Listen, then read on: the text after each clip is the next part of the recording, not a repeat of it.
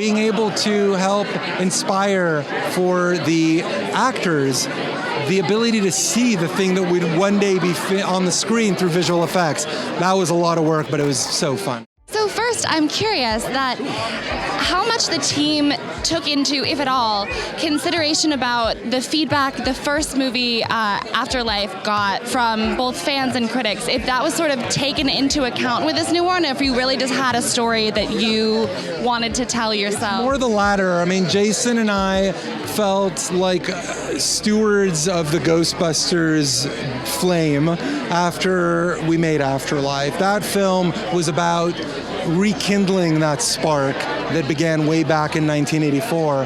And when we sat down to write this new film, Frozen Empire, we already knew that a few things were going to move this story a big step forward. We knew it was coming back to New York City.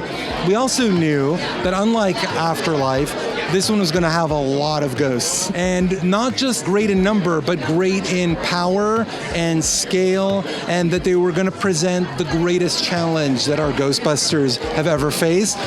That was at the center of our instinct for how to move this story forward.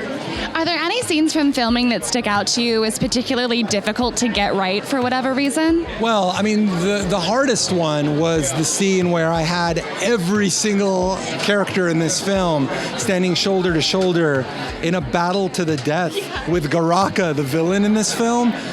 Both in terms of the sheer logistics of getting so many proton packs on so many actors before every take, which is almost a ballet. Our props department were absolutely incredible in their choreography. They had almost like a dancer's foot map of how to move through the actors to know how to put the packs on. But then on the other side of it, being able to help inspire for the actors the ability to see the thing that would one day be on the screen through visual effects. That was a lot of work, but it was so fun. And is there anything you can tell me about SNL 1975? Oh, it's one of the most incredible writing processes I've ever had. Jason and I spent a lot of the pandemic interviewing every single person who's still alive, who was at the time, some of them have passed away since, who was there that first night. And we built, between the two of us, a comprehensive map of stories and characters and scenes that we were able to weave into a story that we're very excited about.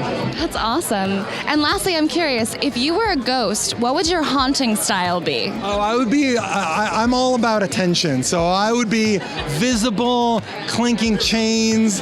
I'd be showing up in mirrors. I'd be tapping you on shoulders. I would not be like a shy in the corner ghost. I'd be front and center. I love that. Thank you so much.